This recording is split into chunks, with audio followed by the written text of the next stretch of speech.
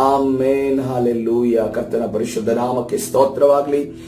ಈ ಸಮಯದಲ್ಲಿ ಕರ್ತನ ಸನ್ನಿಧಾನದಲ್ಲಿ ನಾವು ವಾಕ್ಯ ಧ್ಯಾನ ಮಾಡಲಿಕ್ಕೆ ಹೋಗ್ತಾ ಇದ್ದೇವೆ. ನಾವು ಕರ್ತನ ಬೋಸಮ್ ಎಂದು ನೋಡುತ್ತೇವೆ. ದ ಬೋಸಮ್ ಆಫ್ ಗಾಡ್ ಎಂದು ನಾವು ನೋಡ್ತಾ ಇದ್ದೇವೆ. ಬೋಸಮ್ ಆಫ್ ಗಾಡ್ ಎಂದು ನೋಡುವಾಗ ದೇವರ ಎದೆ ಎಲ್ಲಿ ಯಾರಿದ್ದಾರೆ ಅನ್ನೋದನ್ನ ನಾವು ಮೊದಲನೇ ದಿವಸ ಕಲ್ತುವೆ. ದೇವರ ಎದೆಯಲ್ಲಿ ಯಾರಿದ್ದಾರೆ?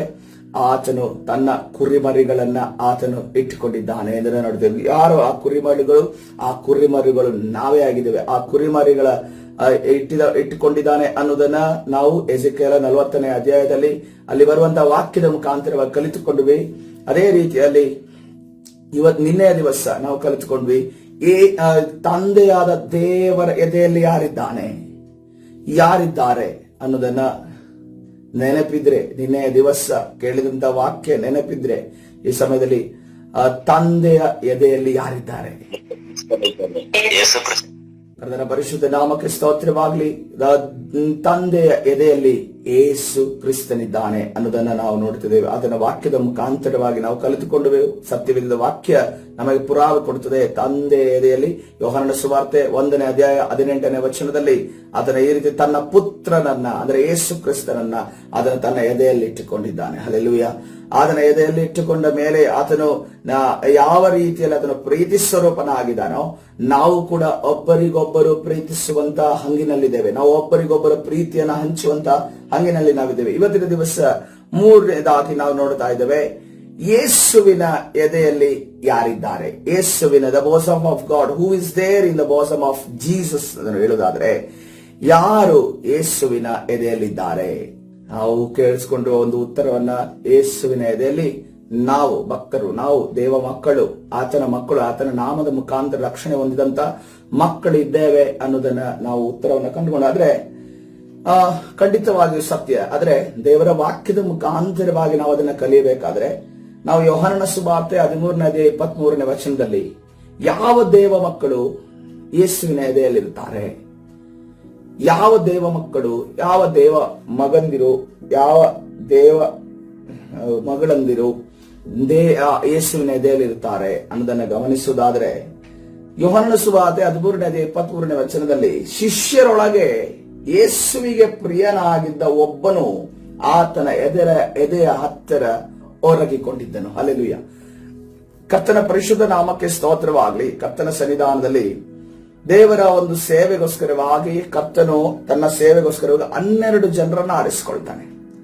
12 ಜನರನ್ನ ಆರಿಸಿಕೊಳ್ಳದ ಆ ಒಂದು 12 ಜನರಲ್ಲಿ ಈ ಒಂದು ಶಿಷ್ಯನು ಪ್ರಿಯನಾಗಿದ್ದ ಶಿಷ್ಯನೆಂದನು.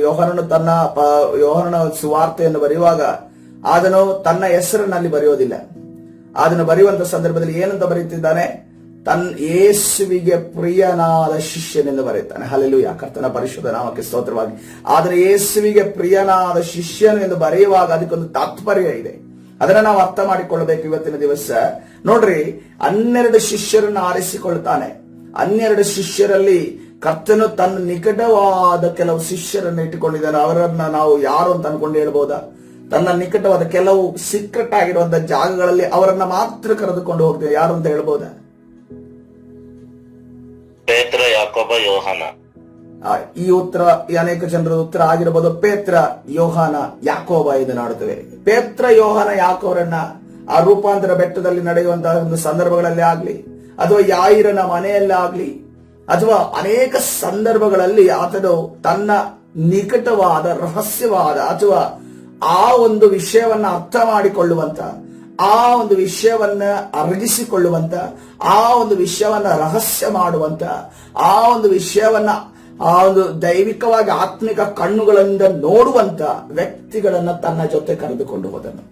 ಇವತ್ತಿನ ದಿವಸವೂ ಕೂಡ ಕರ್ತನು ಅದನ್ನ ಹೇಳ್ತಾನೆ, ಈ ಒಂದು ಅನ್ಯ ಜನರಿಗಾಗ್ಲಿ, ಈ ಒಂದು ದೇವರನ್ನ ತಿಳಿಯದವರಿಗಾಗ್ಲಿ ದೇವರ ರಹಸ್ಯಗಳು ಪ್ರಕಟವಾಗಲಿಲ್ಲ. ಯಾರಿಗೆ ಪ್ರಕಟವಾಗಿದೆ? ದೇವ ಜನರಿಗೆ ಮಾತ್ರವೇ ಪ್ರಕಟವಾಗಿದೆ. ಆ ದೇವ ಜನರ ಮಧ್ಯದಲ್ಲಿ ಕೆಲವರಿಗೆ ಮಾತ್ರವೇ ಕರ್ತ ಕರ್ತನ ಹೃದಯದ ಮಾತುಗಳನ್ನ ಅರ್ಥ ಮಾಡಿಕೊಳ್ಳೋದು. ಅದಕ್ಕೋಸ್ಕರವಾಗಿ ದಾವಿದನನ್ನ ಕರ್ತನ ಕರೀತಾನೆ, ದಾವಿದನು ನನ್ನ ಹೃದಯಕ್ಕೆ ಹತ್ತಿರದವನು. ಅಂದ್ರೆ ನನ್ನ ಹೃದಯ ಯಾವ ರೀತಿಯಲ್ಲಿ ಆಲೋಚನೆ ಮಾಡ್ತದೋ ದಾವಿದನು ಅದನ್ನೇ ಆಲೋಚನೆ ಮಾಡ್ತಾನೆ. ಆ ರೀತಿಯ ಹೃದಯ ಅವನಲ್ಲಿದೆ ಎಂದು ಅನ್ಕೊಂಡು ದಾವಿದನ ವಿಚಾರವಾಗಿ ಹೇಳ್ತಾನೆ. ಹಲ್ಲೆಲೂಯಾ. ಇವತ್ತಿನ ದಿವಸ ಪ್ರಿಯರೇ, ನಾವು ಕರ್ತನ ಸನ್ನಿಧಾನದಲ್ಲಿ ಎಲ್ಲಾ ವಿಶ್ವಾಸಿಗಳ ಜೊತೆ ದೇವರನ್ನ ಸೇವಿಸ್ತಾ ಇದ್ದೇವೆ. ಎಲ್ಲಾ ಸೇವಕರುಗಳ ಜೊತೆ ನಾನು ದೇವರನ್ನ ಸೇವಿಸ್ತಾ ಇದ್ದೇವೆ, ಸೇವೆಯನ್ನ ಮಾಡ್ತಾ ಇದ್ದೇವೆ. ಆದರೆ ದೇವರಿಗೆ ಹೃದಯಕ್ಕೆ ಹತ್ತಿರವಾದ ಕಾರ್ಯಗಳಲ್ಲಿ ಅಥವಾ ದೇವರ ಎದೆಗೆ ಹೊರದಂತ ಕಾರ್ಯಗಳಲ್ಲಿ ನಾವು ತೊಡಗಿದ್ದೇವೆ ಅನ್ನೋದನ್ನ ಇವತ್ತಿನ ದಿವಸ ನಾವು ಅರ್ಥ ಮಾಡಿಕೊಳ್ಳಬೇಕಾಗಿದೆ. ಹಲ್ಲೆಲೂಯಾ. ಕರ್ತನ ಪರಿಶುದ್ಧ ನಾಮಕ್ಕೆ ಸ್ತೋತ್ರವಾಗ್ಲಿ. ಅದಕ್ಕೋಸ್ಕರವಾಗಿ ನೋಡ್ರಿ, ಇಲ್ಲಿ ನಾವು ಗಮನಿಸ್ತೇವೆ ಯೋಹಾನನ ಸುವಾರ್ತೆ 13:23 12 ಜನರ ಆ ಸರ್ಕಲ್ ಅಲ್ಲಿ 3 ಜನರನ್ನ ಕರ್ತನ ಸಪರೇಟ್ ಆಗಿ ಆತನು ತನ್ನ ಒಂದು ರಹಸ್ಯವಾದ ಕಾರ್ಯಗಳು, ತನ್ನ ಒಂದು ಕಾರ್ಯಗಳಲ್ಲಿ ಕರೆದುಕೊಂಡು ಹೋಗುವುದನ್ನು ನಾವು ಗಮನಿಸ್ತೇವೆ. ಆ 3 ಜನರಲ್ಲಿ ಯಾರು ಕೂಡ ಆತನ ಎದೆಗೆ ಒರಗುವಂತ ಪೊಸಿಷನ್ ಯಾರಿಗೂ ಸಿಕ್ಕಿಲ್ಲ. ಎದೆಗೆ ಹತ್ತಿರ ಆಗುವಂತ ಪೊಸಿಷನ್ ಯಾರಿಗೂ ಸಿಕ್ಕಿಲ್ಲ. ಆತನ ಹತ್ತಿರ ಕೂತು ಆತನ ಒಂದು ಎದೆಗೆ ಹೊರಗಬೇಕು ಅಂತಂದ್ರೆ, ಒಬ್ಬರ ಎದೆಗೆ ಒಬ್ಬ ಹೊರಗೆ ಕೂತಿದ್ದೇನಂತಂದ್ರೆ ಅವನು ಸುಮ್ಮನೆ ಹೋಗಿ ಅಥವಾ ಆ ವ್ಯಕ್ತಿ ಸುಮ್ಮನೆ ಹೋಗಿ ಆ ನಿಕಟವಾದ ಸಂಬಂಧವನ್ನು ಹೊಂದುವುದಕ್ಕೆ ಸಾಧ್ಯ ಇಲ್ಲ. ಆ ಒಂದು ಕನೆಕ್ಷನ್ ಇದ್ದರೆ ಮಾತ್ರವೇ ಹೊಂದುವುದಕ್ಕೆ ಸಾಧ್ಯ. ಹೇಗೆ ಈ ಯೋಹಾನನಿಗೆ ಕನೆಕ್ಷನ್ ಇತ್ತು? ಮುಂದೆ ಓದೋಣ. ಶಿಷ್ಯರೊಳಗೆ ಯೇಸುವಿಗೆ ಪ್ರಿಯನಾಗಿದ್ದ ಒಬ್ಬನು ಆತನ ಎದೆ ಹತ್ತಿರ ಒರಗಿಕೊಂಡಿದ್ದನು. ಇವನಿಗೆ ಅಂದರೆ ಆ ಎದೆಗೆ ಒರಗಿಕೊಂಡ ಆತನಿಗೆ ಸಿಮೋನ ಪೇತ್ರನು ಸನ್ನೆ ಮಾಡಿ ಈ ರೀತಿಯಲ್ಲಿ ಕೇಳ್ತಾನೆ, ಯಾರನ್ನು ಕುರಿತು ಮಾತನಾಡಿದನು ತಿಳಿಸು ಎಂದು ಹೇಳಿದನು. ಅಂದ್ರೆ ಅಲ್ಲಿ ಏನ್ ಚರ್ಚೆ ನಡೀತಾ ಇದೆ? ಯೇಸುವನ್ನ ಹಿಡುಕೊಡುವವರು ಯಾರು ಅನ್ನೋದನ್ನ ಚರ್ಚೆ ನಡೆದಾಗ ಯೇಸುವನ್ನ ಡೈರೆಕ್ಟ್ ಆಗಿ ಪೇತ್ರನಿಗೆ ಅಪ್ರೋಚ್ ಮಾಡೋದಕ್ಕೆ ಆಗ್ತಾ ಇಲ್ಲ. ಯಾಕೆಂತಂದ್ರೆ ಯೇಸುವಿನ ಮತ್ತು ಪೇತ್ರನ ಸಂಬಂಧ ಆ ಸಮಯದಲ್ಲಿ ಅಷ್ಟೊಂದು ನಿಕಟವಾಗಿಲ್ಲ. ಯಾರಿದು ನಿಕಟವಾಗಿದೆ? ಇದರ ಮಧ್ಯದಲ್ಲಿ ಬ್ರಿಡ್ಜ್ ಆಗಿರೋನು ಯಾರಾಗಿದ್ದಾನೆ? ಒಂದು ಸೇತುವೆ ಆಗಿರುವತನು ಯಾರಾಗಿದ್ದಾನೆ? ಯೋಹಾನನಾಗಿದ್ದಾನೆ ಎಂದು ನಾವು ನೋಡ್ತಾ ಇದ್ದೇವೆ. ಅದಕ್ಕೋಸ್ಕರವಾಗಿ ಪೇತ್ರನ ಏನ್ ಮಾಡ್ತಾನೆ? ಅದನ್ನು ಡೈರೆಕ್ಟ್ ಆಗಿ ಯೇಸುವಿನ ಬಳಿಗೆ ಹೋಗದೆ ಥ್ರೂ ಯೋಹಾನನ ಮುಖಾಂತರವಾಗಿ ಯಾರಿಗೆ ಹೋಗ್ತಾ ಇದ್ದಾನೆ? ಯೇಸುವಿನ ಬಳಿಗೆ ಹೋಗ್ತಾ ಇದ್ದಾನೆ. ಹಾಗಾದ್ರೆ ಒಂದೇನು ಅರ್ಥ ಆಗ್ತದೆ? ಪೇತ್ರನಿಗಿಂತ ಯಾರು ಕ್ಲೋಸ್ ಆಗಿದ್ದಾನೆ, ಯಾರು ನಿಕಟವಾಗಿದ್ದಾನೆ? ಯೋಹಾನನು ಯೇಸುವಿಗೆ ನಿಕಟವಾಗಿದ್ದಾನೆ ಎಂದು ನಾವು ನೋಡ್ತೇವೆ. ಹಲ್ಲೆಲೂಯಾ. ಅದೇ ರೀತಿ ಮುಂದೆ ನೋಡ್ತೇವೆ, ಅವನು ಹಾಗೆಯೇ ಯೇಸುವಿನ ಎದೆಯ ಕಡೆಗೆ ಬಾಗಿ, ನೋಡಿ ಗಮನಿಸ್ರಿ, ಯೋಹಾನನು ಯಾವ ರೀತಿಯಲ್ಲಿ ಕೇಳ್ತಾ ಇದ್ದಾನೆ, ಇಲ್ಲಿ ಹುಡುಕೊಡುವವನು ಯಾರೆಂದು ಕೇಳ್ತಾ ಇದ್ದಾನೆ ಅಂದ್ರೆ ಹಾಗೆ ಯೇಸುವಿನ ಎದೆಯ ಕಡೆಗೆ ಬಾಗಿ ಆತನ ಕೇಳ್ತಾ ಇದ್ದಾನೆ, ಸ್ವಾಮಿ ಅವನು ಯಾರು ಅಂತ ಕೇಳಿದನು.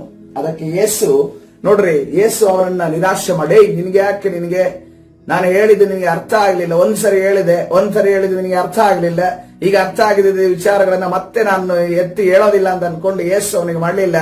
ಅವನ ಮತ್ತು ಯೇಸುವಿನ ಸಂಬಂಧ ಹೆಂಗಿತ್ತು ಅಂತಂದ್ರೆ ಆ ರಹಸ್ಯವನ್ನ ಆ ಒಂದು ಇನ್ನೂ ಒಂದು ಕೆಳಮಟ್ಟಕ್ಕೆ ಇಳಿದು ಅರ್ಥ ಆಗುವಾಗ ಹೇಳ್ತಾ ಇರೋದು. ಏನ್ ಹೇಳ್ತಾ ಇದ್ದಾರೆ ಯೇಸು ಕ್ರಿಸ್ತನು? ಅದಕ್ಕೆ ಯೇಸು, ನಾನು ಈ ತುತ್ತನ್ನು ಅದ್ದಿ ಯಾರಿಗೆ ಕೊಡುತ್ತೇನೋ ಅವನೇ ಎಂದು ಹೇಳಿ ಆ ತುತ್ತನ್ನು ಅದ್ದಿ ತೆಗೆದು ಸೀಮೋನನ ಮಗನಾದ ಇಸ್ಕಾರಿಯೋತ ಯೂದನಿಗೆ ಕೊಟ್ಟನು. ಯಾರಿಗೂ ಪ್ರಕಟವಾಗಿಲ್ಲ. ನೇರವಾಗಿ ಈ ಒಂದು ಸೀಕ್ರೆಟ್ ಯಾರಿಗೆ ಪ್ರಕಟವಾಗ್ತಾ ಇದೆ? ಯೋಹಾನನಿಗೆ ಪ್ರಕಟವಾಗ್ತಾ ಇದೆ. ಏನಂತ ಹೇಳ್ತಾ ಇದ್ದೇನೆ? ನಾನು ಯಾರಿಗೆ ತೆಗೆದು ಆ ಒಂದು ತುತ್ತನ್ನ ಅದ್ದಿ ನಾನು ಕೊಡ್ತೇನೋ ಅವನೇ ನನ್ನನ್ನು ಹಿಡುಕೊಡುವವನು ಅಂತ ಅನ್ಕೊಂಡು ಯಾರಿಗೆ ಹೇಳ್ತಾ ಇದ್ದಾನೆ? ಈ ಯೋಹಾನನಿಗೆ ಹೇಳ್ತಾ ಇದ್ದಾನೆ. ಹಾಗಾದ್ರೆ ಕಾನ್ವರ್ಸೇಷನ್ ಎದೆಯ ಮಟ್ಟಕ್ಕೆ ಹೊರಗಿರುವಂತ ಯೋಹಾನನ ಜೊತೆ ಇರುವಂತ ನಡೀತಿರುವಂತ ಮಾತುಕತೆ ಅದು ಯಾರಿಗೂ ಗೊತ್ತಾಗ್ತಾ ಇಲ್ಲ. ಎಲ್ಲಿ ನಡೀತಾ ಇದೆ? ಪೇತ್ರ ಕೇಳ್ದ, ಒಂದ್ ಸ್ವಲ್ಪ ಅವ್ರ ಹತ್ರ ಮಾತಾಡಿ ತಿಳಿಸು ಅಂತ ಕೇಳ್ದ. ಆದ್ರೆ ಯೋಹಾನ ಇಲ್ಲಿ ಪ್ರಶ್ನೆಯನ್ನ ಹಾಕದ. ಅದೇ ರೀತಿಯಲ್ಲಿ ಉತ್ತರ ಯಾರಿಗೂ ಹೋಗ್ತಾ ಇದೆ? ಬೇರೆ ಯಾವ ಶಿಷ್ಯರಿಗೂ ಹೋಗ್ತಾ ಇಲ್ಲ, ಪೇತ್ರನಿಗೂ ಹೋಗ್ತಾ ಇಲ್ಲ. ಆದ್ರೆ ಒಬ್ಬನೇ ಒಬ್ಬ ಯೋಹಾನನಿಗೂ ಹೋಗ್ತಾ ಇದೆ ಎಂದು ನಾವು ನೋಡ್ತೇವೆ. ಹಲ್ಲೆಲೂಯಾ.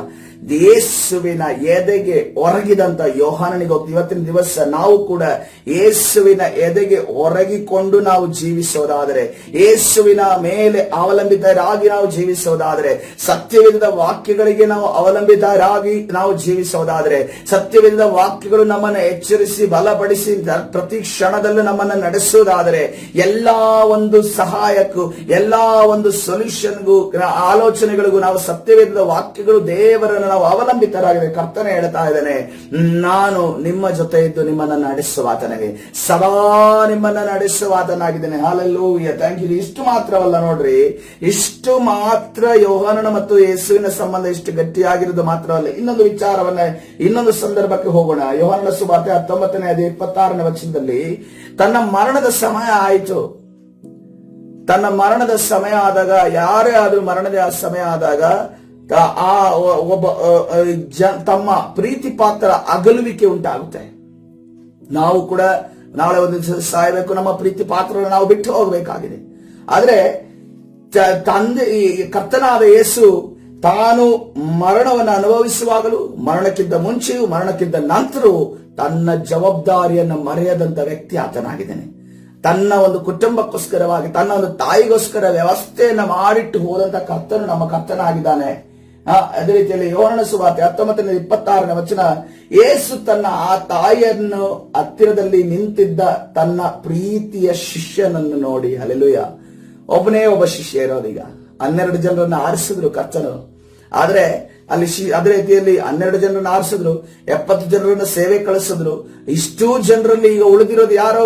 ಆ ಗೊಲ್ಗೊಥಾ ಬೆಟ್ಟದ ಮೇಲೆ ಯೋಹಾನನೊಬ್ಬನೇ ಉಳಿದಿದ್ದಾನೆ. ಆ ಯೋಹಾನನೊಬ್ಬನನ್ನೇ ನೋಡಿ ಕರ್ತನೆ ಹೇಳ್ತಾ ಇದ್ದಾನೆ, ನೋಡಿ ತಾಯಿಗೆ, ಅಮ್ಮ ಇಗೋ ನಿನ್ನ ಮಗನು ಎಂದು ಹೇಳಿದನು. ತರುವಾಯ ಆ ಶಿಷ್ಯನಿಗೆ, ಇಗೋ ನಿನ್ನ ತಾಯಿ ಎಂದು ಹೇಳಿದನು. ಆ ಹೊತ್ತಿನಿಂದ ಆ ಶಿಷ್ಯನು ಆಕೆಯನ್ನು ತನ್ನ ಮನೆಯಲ್ಲೇ ಇರಿಸಿಕೊಂಡನು. ಹಲ್ಲೆಲೂಯಾ. ಯಾವ ರೀತಿಯಲ್ಲಿ ಯೇಸುವಿಗೆ ತಾಯಿ ಮರಿಯಳಾಗಿದ್ಲು, ತದನಂತರ ದಿನಗಳಲ್ಲಿ ನಾವು ನೋಡುವಾಗ ಯೋಹಾನನಿಗೂ ಕೂಡ ತಾಯಿಯಾದ ಮರಿಯಳು ಆ ತಾಯಿ ಅಮ್ಮ ಎಂದು ಕೂಗಿಕೊಂಡು ಆತನ ಜೀವನವನ್ನು ನಡೆಸಿದಾನೆ ಎಂದು ನಾವು ನೋಡ್ತೇವೆ. ಕರ್ತನ ಪರಿಶುದ್ಧ ನಾಮಕ್ಕೆ ಸ್ತೋತ್ರವಾಗಲಿ. ಒಬ್ಬನಿಗೆ ಈ ರೀತಿಯ ತನ್ನ ತಾಯಿಯನ್ನು ಒಪ್ಪಿಸಿಕೊಡಬೇಕು ಅಂತಂದ್ರೆ, ತನ್ನ ಮನೆಯಲ್ಲಿರುವ ವಸ್ತುವನ್ನು ಒಪ್ಪಿಸಿಕೊಡಬೇಕು. ಆತನಿಗೆ ಎಷ್ಟು ನಂಬಿಕಸ್ಥನಾಗಿದ್ದನನ್ನು ಗಮನಿಸುತ್ತೇವೆ, ಎಷ್ಟು ನಂಬಿಕಸ್ಥನಾಗಿ ಆತನ ಜೀವಿಸುವವನಾಗಿದ್ದನು ಅನ್ನೋದನ್ನ ಇವತ್ತಿನ ದಿವಸ ನಾವು ಅರ್ಥ ಮಾಡಿ, ಇವತ್ತಿನ ದಿವಸ ನಮಗೆ ಕರ್ತನು ಯಾವುದಾದ್ರೂ ಜವಾಬ್ದಾರಿಯನ್ನು ಒಪ್ಪಿಸಿಕೊಡಲು ಅದನ್ನು ನಮ್ಮ ಮುಖಾಂತರ ಒಂದು ನಂಬಿಗಸ್ತಿಯನ್ನು ನೋಡಿದ್ದಾನೆ. ನಾವು ನಂಬಿಗಸ್ತಿಕೆಯನ್ನು ತೋರಿಸಲು ಬಯಸೋದಿಲ್ಲ, ಆದರೆ ಅನೇಕ ಜನರಿಗೆ ನಮಗೆ ಜವಾಬ್ದಾರಿಗಳು ಬೇಕು, ನಮಗೆ ಸ್ಥಾನಗಳು ಬೇಕು, ಅನೇಕ ಜನರಿಗೆ ನಮಗೆ ಅಧಿಕಾರಗಳು ಬೇಕು. ನಿನ್ನ ಅಧಿಕಾರಗಳು, ನಿನಗೆ ಜವಾಬ್ದಾರಿಗಳು ನಿನಗೆ ಕೊಡಬೇಕು ಅಂದ್ರೆ ಮೊದಲೇದಾಗಿ ಕರ್ತನು ಆತನ ಕಣ್ಣಿನ ಮುಖಾಂತರ ನಿನ್ನಲ್ಲಿ ನಂಬಿಗಸ್ತಿಕೆಯನ್ನು ನೋಡಬೇಕು. ಹಾಗಾದ್ರೆ ಮನುಷ್ಯನು ನೋಡುವಂತ ನಂಬಿಗಸ್ತಿಕೆ ಮತ್ತು ಕರ್ತನು ನೋಡುವಂತ ನಂಬಿಗಸ್ತಿಕೆಯ ವ್ಯತ್ಯಾಸ ಏನು? ಮನುಷ್ಯನು ಯಾವಾಗಲೂ ನಿನ್ನ ಜೊತೆ ಇರೋದಿಲ್ಲ. ಆತನು ನಿನ್ನ ಕಣ್ಣಿನಿಂದ ನೋಡುವಾಗ ನಂಬಿಗಸ್ತನಾಗಿ ನಡ್ಕೊಂಡ್ರೆ ಇವನ್ ನಂಬಿಗಸ್ತನ ಅಂತ ಅನ್ಕೊಂಡು ಹೇಳ್ಬಹುದು. ಆದ್ರೆ ಕರ್ತನು 24 ಅವರ್ಸ್ ನಿನ್ನ ಜೊತೆ ಇರ್ತಾನೆ. 24 ಅವರ್ಸ್ ನಿನ್ನ ಜೊತೆ ಇರೋದ್ರಿಂದ ನಿನ್ನ ನಂಬಿಗಸ್ತಿಕೆ ಜನರ ಮುಂದೆ ಇಲ್ಲದ ಸಂದರ್ಭದಲ್ಲಿಯೂ ಕೂಡ ಇರುವಂತಹ ನಂಬಿಗಸ್ತಿಕೆ ಕಂಡರೆ ಮಾತ್ರವೇ ಆತನು ನಂಬಿಗಸ್ತರ ಕೈಗೆ ತನ್ನ ಜವಾಬ್ದಾರಿಯನ್ನು ಒಪ್ಪಿಸಿಕೊಳ್ತಾನೆ. ಇಲ್ಲದೆ ಹೋದರೆ ಆ ಜವಾಬ್ದಾರಿ ಅದು ನಮ್ಮ ಕೈಯಲ್ಲಿರೋದಿಲ್ಲ. ಸೈತಾನನು ಎಂದಿಗೂ ಕೂಡ ಆ ಜವಾಬ್ದಾರಿ ನಮ್ಮ ಕೈಯಲ್ಲಿ ಇಡೋದಕ್ಕೆ ಬಿಡೋದಿಲ್ಲ. ಅದಕ್ಕೋಸ್ಕರವಾಗಿ ಕರ್ತನ ಇವತ್ತಿನ ದಿವಸ ಅನೇಕ ಯವನಸ್ಥರು ದೇವರ ಸೇವೆಗೆ ಬೆಂಬಲವಾಗಿರುವವರು ನಾವು ಇವತ್ತಿನ ದಿವಸ ಝೂಮ್ ಮೀಟಿಂಗ್ ಅಲ್ಲಿ ಸೇರಿದ್ದೇವೆ. ನಮ್ಮಲ್ಲಿ ನಂಬಿಗಸ್ತಿಗೆ ಯಾರ ಮುಂದೆ ಕಾಣಬೇಕು? ಮನುಷ್ಯರ ಮುಂದೆ ಅಲ್ಲ, ಮನುಷ್ಯರ ಕಣ್ಣ ಮುಂದೆ ಅಲ್ಲ. ಮನುಷ್ಯರಿಗೆ ನೀವು ನಂಬಿಗಸ್ತರಾಗಿ ನಡಿಬೇಡ್ರಿ. ನಾವು ಯಾರಿಗೆ ನಂಬಿಗಸ್ತರಾಗಿ ನಡಿಬೇಕು? ನಾವು ದೇವರಿಗೆ ನಂಬಿಗಸ್ತರಾಗಿ. ಯಾರು ದೇವರಿಗೆ ನಂಬಿಗಸ್ತರಾಗಿ ಭಯಪಡುವನಾಗಿ ನಡೀತಾನೋ ಅವನನ್ನ ಕರ್ತನು ಆ ಒಂದು ಜವಾಬ್ದಾರಿಯಲ್ಲಿ ನಡೆಸುವಾತನಾಗಿದ್ದಾನೆ. ಹಲ್ಲೆಲೂಯಾ. ಕರ್ತನ ಪರಿಶುದ್ಧ ನಾಮಕ್ಕೆ ಸ್ತೋತ್ರವಾಗಲಿ. ಯೋಹಾನನ ಸುವಾರ್ತೆ 20ನೇ ಅಧ್ಯಾಯ ಇಷ್ಟೇನಾ ಯೋಹಾನನು ಮತ್ತು ಯೇಸುವಿನ ಒಂದು ನಿಕಟವಾದ ಸಂಬಂಧ ಎಂದು ಗಮನಿಸುವಾಗ, ಯೋಹಾನನ ಸುವಾರ್ತೆ 20ನೇ ಅಧ್ಯಾಯ 2ನೇ ವಚನ, ಆಕೆ ಸೀಮೋನ್ ಪೇತ್ರನ ಬಳಿಗೂ ಯೇಸುವಿಗೆ ಪ್ರಿಯನಾಗಿದ್ದ ಆ ಮತ್ತೊಬ್ಬ ಶಿಷ್ಯನ ಬಳಿಗೂ ಓಡಿ ಬಂದು ಅವರಿಗೆ, ಸ್ವಾಮಿಯನ್ನು ಸಮಾಧಿಯಿಂದ ತೆಗೆದುಕೊಂಡು ಹೋಗಿ ಆತನನ್ನು ಎಲ್ಲಿಟ್ಟಿದ್ದಾರೋ ನಮಗೆ ಗೊತ್ತಿಲ್ಲವೆಂದು ಹೇಳಿದರು. ಹಲ್ಲೆಲೂಯಾ. ಕರ್ತನ ಪರಿಶುದ್ಧ ನಾಮಕ್ಕೆ ಸ್ತೋತ್ರವಾಗಲಿ. ಯೇಸುವಿನ ಶಿಷ್ಯರು ಹೋಗಿ ಆ ಯೇಸುವಿನ ಸಮಾಧಿ ಎಲ್ಲಿದೆ, ಆ ಒಂದು ಆತನ ಶರೀರ ಎಲ್ಲಿದೆ ಅಂತ ಅನ್ಕೊಂಡು ಹುಡುಕುವಂತ ಸಂದರ್ಭದಲ್ಲಿ ಶರೀರ ಇಲ್ಲ ಅನ್ನೋದು ಈಗ ಯಾರಿಗೆ ಹೇಳಬೇಕು? ಇದನ್ನ ರೋಮನ್ ಸಾಮ್ರಾಜ್ಯದವರಿಗೆ ಹೇಳೋದ, ಅಥವಾ ಫರಿಸಾಯರಿಗೆ ಹೇಳೋದ, ಸದ್ದುಕಾಯರಿಗೆ ಹೇಳೋದ, ಅಥವಾ ಅಲ್ಲಿರುವಂತ ಶಾಸ್ತ್ರಿಗಳಿಗೆ ಹೇಳೋದ? ಯಾರಿಗೆ ಹೇಳೋಣ ಅಂತ ಅನ್ಕೊಂಡು ನೋಡುವಾಗ ಅವರು ಇಬ್ಬರು ವ್ಯಕ್ತಿಗಳಿಗೆ ಬಂದು ಆಕೆ ಹೇಳ್ತಾಳೆ, ಅವರು ಜವಾಬ್ದಾರರಾಗಿದ್ದಾರೆ ಮತ್ತು ಇದಕ್ಕೆ ರೆಸ್ಪಾನ್ಸ್ ಕೊಡುವವರಾಗಿದೆ, ಇದರ ವಿಚಾರವಾಗಿ ಆಲೋಚನೆ ಮಾಡುವವರಾಗಿದ್ದಾರೆ, ಇದರ ವಿಚಾರವಾಗಿ ಕಾರ್ಯಗಳನ್ನು ಮಾಡುವಾಗಿದ್ದಾರೆ. ಒಬ್ಬನು ಮೊದಲನೇದವನಾಗಿದ್ದಾನೆ, ಪೇತ್ರನಾಗಿದ್ದಾನೆ. ಎರಡನೇದವನು ಯಾರಾಗಿದ್ದಾನೆ? ಯೋಹಾನನಾಗಿದ್ದೇನೆ ಎಂದು ನಾವು ನೋಡ್ತಾ ಇದ್ದೇವೆ. ಹಲ್ಲೆಲೂಯ. ಯೋಹಾನನ ಬಳಿಗೆ ಬಂದು ಯೇಸುವಿನ ಶರೀರ ಇಲ್ಲ, ಏನಾದ್ರೂ ನೀವು ಮಾಡ್ರಿ, ಏನಾದ್ರೂ ಈಗ ಮಾಡಬೇಕು ನಾವು ಅನ್ನೋದನ್ನ ಈ ಇಬ್ಬರಿಗೆ ಬಂದು ಹೇಳ್ತಾ ಇದ್ದೇನೆ. ಇವತ್ತಿನ ದಿವಸವೂ ಕೂಡ ಸಭೆ ಅಥವಾ ಸೇವಕರು ಅಥವಾ ದೇವರು ಕೆಲವರಿಗೆ ಕೆಲವು ವಿಚಾರಗಳನ್ನ, ದರ್ಶನಗಳನ್ನ ಪ್ರಕಟ ಮಾಡ್ತಾನೆ. ಏನಕ್ಕೆ ಅಂತಂದ್ರೆ ಏನಾದ್ರೂ ಇವರು ಮಾಡ್ತಾರೆ, ದೇವರ ರಾಜ್ಯವನ್ನ ಕಟ್ಟುವುದಕ್ಕೋಸ್ಕರ ಏನಾದ್ರೂ ಇವರು ಮಾಡ್ತಾರೆ, ಅಟ್ಲೀಸ್ಟ್ ಇವ್ರಿಗೆ ಏನೂ ಆಗ್ಲಿಲ್ಲ ಅಂದ್ರೆ ಮೊಣಕಾಲೂರಿ ಪ್ರಾರ್ಥನೆ ಆದ್ರೂ ಮಾಡ್ತಾರೆ ಅಂತ ಅನ್ಕೊಂಡು ಹೇಳ್ತಾರೆ. ಆದ್ರೆ ಕೆಲವರಿಗೆ ಪ್ರಕಟವಾಗೋದಿಲ್ಲ. ಯಾಕೆಂತಂದ್ರೆ ಅವ್ರಿಗೆ ಏನೂ ಮಾಡೋದಿಲ್ಲ.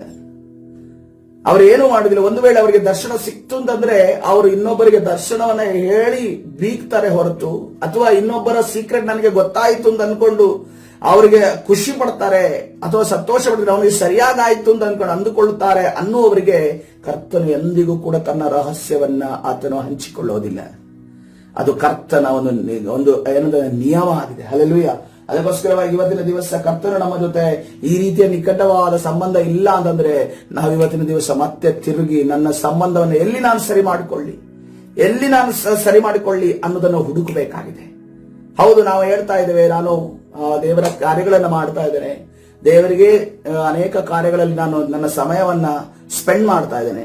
ಆದ್ರೆ ದೇವರ ಕಾರ್ಯಗಳನ್ನ ಮಾಡ್ತಾ ಇದ್ದೇನೆ, ಆದ್ರೆ ದೇವರು ನನ್ನ ಜೊತೆ ಮಾತಾಡ್ತಿದ್ದಾರೆ, ದೇವರು ನನ್ನ ಬಗ್ಗೆ ಮಾತಾಡ್ತಾ ಇದ್ದಾರೆ ಅನ್ನೋದನ್ನ ಇವತ್ತಿನ ದಿವಸ ನನಗಿರುವಂತ ಅಡ್ಡಿಗಳು, ನನಗಿರುವಂತ ಅದರ ವಿಚಾರವಾಗಿ ಮಾತಾಡ್ತಿದ್ದಾರೆ, ನನಗೆ ಸಿಗದೇ ಇರುವಂತ ಆಶೀರ್ವಾದಗಳ ವಿಚಾರವಾಗಿ ಮಾತಾಡ್ತಿದ್ದಾರೆ ಅನ್ನೋದನ್ನ ಇವತ್ತಿನ ದಿವಸ ನಾವು ಆಲೋಚನೆ ಮಾಡಬೇಕಾಗಿದೆ ಪ್ರಿಯರೇ. ಒಂದು ವೇಳೆ ಮಾತಾಡ್ತಿಲ್ಲ ಅಂತಂದ್ರೆ ಕರ್ತನ ಸನ್ನಿಧಾನ ಮತ್ತೆ ತಿರುಗಿ ಹೋಗಿ ನಾವು ಮೊಣಕಾಲೂರಿ ನಾವು ಕಳೆದುಕೊಂಡಿರುವಂತಹ ಆ ಒಂದು ಕೃಪೆಯನ್ನ ನಾವು ಮತ್ತೆ ತಿರುಗಿ ಪಡೆದುಕೊಳ್ಳಬೇಕಾಗಿದೆ. ಇನ್ನು ಕೇವಲ 5 ನಿಮಿಷಗಳು ನನಗೆ ಬಾಕಿ ಇದಾವೆ. 5 ನಿಮಿಷಗಳಲ್ಲಿ ನಾನು ವಾಕ್ಯವನ್ನು ಮುಗಿಸ್ಲಿಕ್ಕಿದ್ದೇನೆ. ಯೋಹಾನನ ಸುವಾರ್ತೆ 21ನೇ ಅಧ್ಯಾಯ 7ನೇ ವಚನದಲ್ಲಿ ಇನ್ನೇನಪ್ಪ ನಾವು ಈ ಯೋಹಾನನ ಮತ್ತು ಯೇಸುವಿನ ಸಂಬಂಧ ಗಟ್ಟಿಯಾಗಿದೆ ಅಥವಾ ಅವರು ಎದೆಗೆ ಹೊರಗುವಷ್ಟು ಮತ್ತಿಗೆ ಏನಪ್ಪ ಆ ಒಂದು ನಿಕಟವಾದ ಸಂಬಂಧ ಇದೆ ಅಂತ ಅನ್ಕೊಂಡು ನೋಡುದಾದ್ರೆ, ಆಗ ಯೇಸುವಿಗೆ ಪ್ರಿಯನಾಗಿದ್ದ ಶಿಷ್ಯನು ಪೇತ್ರನಿಗೆ ಏನ್ ಹೇಳ್ತಾ ಇದ್ದೇನೆ, ಅವರು ಸ್ವಾಮಿಯವರು ಎಂದು ಹೇಳ್ತಾ ಇದ್ದಾರೆ. ಇವರು ಮೀನಿಡಿಯಕ್ಕೆ ಹೋಗಿದ್ದಾರೆ. ಆ ದೊಡ್ಡ ಒಂದು ಸಮುದ್ರದ ಮಧ್ಯದಲ್ಲಿ, ಆ ಸಮುದ್ರದ ಒಂದು ಮಧ್ಯದಲ್ಲಿ ಇವರು ಇದ್ದಾರೆ. ಗಾಳಿಯ ಸೌಂಡ್ ಇದೆ, ಅದೇ ರೀತಿಯಲ್ಲಿ ಸಮುದ್ರದ ಅಲೆಗಳಿದಾವೆ ಮತ್ತು ಬೋಟ್ ಏನಂತಂದ್ರೆ ದೋಣಿ ಆ ಕಡೆ ಈ ಕಡೆ ಅಲ್ಲಾಡ್ತಿದೆ. ಇದರ ಮಧ್ಯದಲ್ಲಿ ದಡದಲ್ಲಿ ಯೇಸು ನಿಂತಿದ್ದಾನೆ. ಈ ನಿಂತಿರುವಂತ ಯೇಸುವನ್ನ ನಮಗೆ ಯಾರಿಗಾದರೂ, ನಾನು ಮಲ್ಪೆ ಬೀಚ್ಗೆ ನಾನು ಹೋಗಿದ್ದೆ, ಮಲ್ಪೆ ಬೀಚ್ನಲ್ಲಿ ಬರುವಂತ ಸಂದರ್ಭದಲ್ಲಿ ಆ ದಡದಲ್ಲಿ ಇದ್ದಂತ ವ್ಯಕ್ತಿಯನ್ನ ಯಾರಾದ್ರೂ ರೆಕಗ್ನೈಸ್ ಮಾಡೋದಕ್ಕೆ ನಮಗೆ ಆಗುತ್ತಪ್ಪೆ?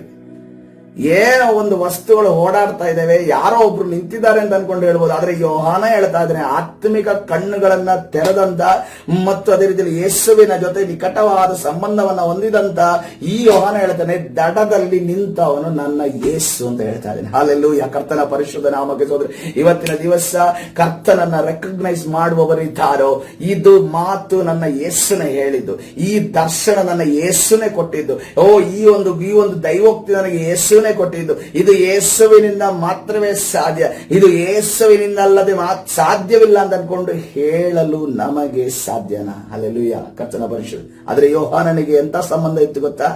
ಅದನ್ನ ಯೇಸುವಿನ ದೂರದಿಂದ ನೋಡಿದ್ರು ಕೂಡ ಇದು ಯೇಸುನೇ ಅಂತ ಅನ್ಕೊಂಡು ಹೇಳಲು ಅವನು ಅಷ್ಟು ನಿಕಟವಾದ ಸಂಬಂಧವನ್ನು ಹೊಂದಿದ್ದಾನೆ. ಬೇಗವಾಗಿ ಹೋಗೋಣ. ಯೋಹಾನನ ಸುವಾರ್ತೆ 21ನೇ ಅಧ್ಯಾಯ 20ನೇ ವಚನಕ್ಕೆ ಹೋಗೋಣ. ಇನ್ನು ಯಾವ ಒಂದು ವಿಚಾರದಲ್ಲಿ ನಾವು ಈ ಯೋಹಾನನು ಮತ್ತು ಅದೇ ರೀತಿಯಲ್ಲಿ ಯೇಸು ಕ್ರಿಸ್ತನ ಮಧ್ಯದಲ್ಲಿ ಒಂದು ನಿಕಟವಾದ ಎದೆಗೆ ಹೊರಗುವಷ್ಟು ಮಟ್ಟಿಗೆ ಆತನ ಸಂಬಂಧ ಇತ್ತು ಅಂತ ಅನ್ಕೊಂಡು ಗಮನಿಸೋದಾದ್ರೆ, ಪೇತ್ರನು ತಿರುಗಿಕೊಂಡು ಯೇಸುವಿಗೆ ಪ್ರಿಯನಾಗಿದ್ದ ಶಿಷ್ಯನ ಹಿಂದೆ ಬರುವುದನ್ನು ಕಂಡನು. ಆ ಶಿಷ್ಯನು ಊಟದಲ್ಲಿ ಯೇಸುವಿನ ಎದೆಯ ಕಡೆಗೆ ಬಾಗಿ, ಸ್ವಾಮಿ, ನಿನ್ನನ್ನು ಹಿಡುಕೊಡುವವನು ಯಾರು ಎಂದು ಕೇಳಿದವನೇ. ಹಲ್ಲೆಲೂಯಾ. ಕರ್ತನ ಪರಿಶುದ್ಧ ನಾಮಕ್ಕೆ ಸ್ತೋತ್ರವಾಗಲಿ. ಯೋಹಾನನು ಈ ಒಂದು ಸುವಾರ್ತೆಯನ್ನು ಬರೆಯುವಾಗ ತನ್ನ ಹೆಸರನ್ನು ಬರೀತಾ ಇಲ್ಲ, ಆದ್ರೆ ಈ ಒಂದು ವಾಕ್ಯವನ್ನು ಬರೆಯುವಾಗ ಅವನಿಗೆ ಮತ್ತೆ ಆ ವಿಚಾರವನ್ನ ನೆನಪಿಸಿ ಬರೀಬೇಕು ಅಂತ ಅನಿಸ್ತಾ ಇದೆ. ನೋಡಿ, ಗಮನಿಸ್ರಿ, ಈ ಸಂದರ್ಭ ಒಂದು ಬಾರಿ ನಡೆದಿದೆ, ಆತನು ಬರ್ದಿದ್ದಾನೆ. ಈ ಬರ್ದಿರುವಂತ ಸಂದರ್ಭವನ್ನ ಮತ್ತೆ ತಿರುಗಿ ಆತನು ಹೇಳ್ತಾ ಇದ್ದಾನೆ. ಪೇತ್ರನು ತಿರುಗಿಕೊಂಡು ಯೇಸುವಿಗೆ ಪ್ರಿಯನಾದ ಶಿಷ್ಯನು ಹಿಂದೆ ಬರುವುದನ್ನು ಕಂಡನು. ಈಗ ಯಾರು ಗೊತ್ತಾಯ್ತು? ಯೋಹಾನ ಹಿಂದೆ ಬರ್ತಾ ಇದ್ದಾನೆ, ಪೇತ್ರ ಮುಂದೆ ಹೋಗ್ತಿದ್ದಾನೆ ಗೊತ್ತಾಯ್ತು. ಆ ಶಿಷ್ಯನು ಯಾರು ಆ ಶಿಷ್ಯ ಅಂತ ಅನ್ಕೊಂಡು ಯೋಹಾನನು ಮತ್ತೆ ನಾನು ಯಾರು ಗೊತ್ತಾ, ನಾನು ಆ ಪ್ರಿಯನಾಗಿದ್ದ ಶಿಷ್ಯನ್ ಯಾರು ಗೊತ್ತಾ ಅಂತ ಅನ್ಕೊಂಡು ಮತ್ತೆ ಆ ಒಂದು ಅಡ್ರೆಸ್ ಅನ್ನ ಕೊಡ್ತಾ ಇದ್ದಾನೆ, ಅಥವಾ ನಮಗೆ ಒಂದು ಗುರುತನ್ನು ಹಿಡಿಯೋದಕ್ಕೆ ಕೊಡ್ತಾ ಇದ್ದಾನೆ. ಯಾಕಂದ್ರೆ ಆತನಿಗೆ ಮತ್ತೆ ಅದನ್ನು ಹೇಳಬೇಕಂತ ಆಸೆ. ಯಾಕಂದ್ರೆ ಆತನು ಯೇಸುವಿನ ಎಂದಲ್ಲಿ ಬರೆಯಲ್ಪಟ್ಟಿದೆ, ಆ ಶಿಷ್ಯನು ಏನ್ ಮಾಡಿದ್ದಂತೆ, ಊಟದಲ್ಲಿ ಯೇಸುವಿನ ಎದೆಯ ಕಡೆಗೆ ಬಾಗಿದವನಾಗಿದ್ದನು. ಹಲ್ಲೆಲೂಯಾ. ಕರ್ತನ ಪರಿಶುದ್ಧ ನಾಮಕ್ಕೆ ಸ್ತೋತ್ರವಾಗಲಿ. ಸ್ವಾಮಿ, ನಿನ್ನನ್ನು ಹಿಡುಕೊಡುವವನು ಯಾರು ಎಂದು ಕೇಳಿದವನೇ. ಆ ಹಿಡುಕೊಡುವವನು ಯಾರು ಅಂತ ಅನ್ಕೊಂಡು ಅಲ್ಲಿ ಕೇಳಿದಲ್ಲ, ಎದೆಗೆ ಬಾಗಿದ್ದಲ್ಲ, ಅವನ ಬಗ್ಗೆನೇ ಈಗ ಪೇತ್ರ ಮಾತಾಡ್ತಿದ್ದಾನೆ ಅನ್ನೋದನ್ನ ಯಾರು ಹೇಳ್ತಾ ಇದ್ದಾನೆ? ಯೋಹಾನನ ಹೇಳ್ತಾ ಇದ್ದಾನೆ. ಅಂದ್ರೆ ಒಂದು ಡಬಲ್, ಅಂದ್ರೆ ಕೆಲವು ಕಡೆ ಏನಂತಂದ್ರೆ ಒಂದು ಸಾರಿ ಒತ್ತಿ ಹೇಳೋದನ್ನ 2 ಸಾರಿ ಒತ್ತಿ ಹೇಳಿದ್ರೆ ಅದಕ್ಕೆ ಪ್ರಾಮುಖ್ಯತೆ ಹೆಚ್ಚೆಂದು ನಾವು ನೋಡ್ತೇವೆ. ಅದೇ ರೀತಿಯಲ್ಲಿ ಯೋಹಾನನು ತನ್ನ ಮತ್ತು ಯೇಸುವಿನ ಮಧ್ಯದಲ್ಲಿರುವಂತಹ ಒಂದು ಸಂಬಂಧವನ್ನ ಇಲ್ಲಿ ಹೇಳ್ತಾ ಇದ್ದಾನೆ. ಈ ಒಂದು ಸಂಬಂಧದ ನಿಮಿತ್ತವಾಗಿ, ಯೇಸುವಿನ ನಿಮಿತ್ತವಾಗಿ ಆತನು ಕಷ್ಟಗಳನ್ನ, ವೇದನೆಗಳನ್ನ ಅನುಭವಿಸ್ತಾನೆ.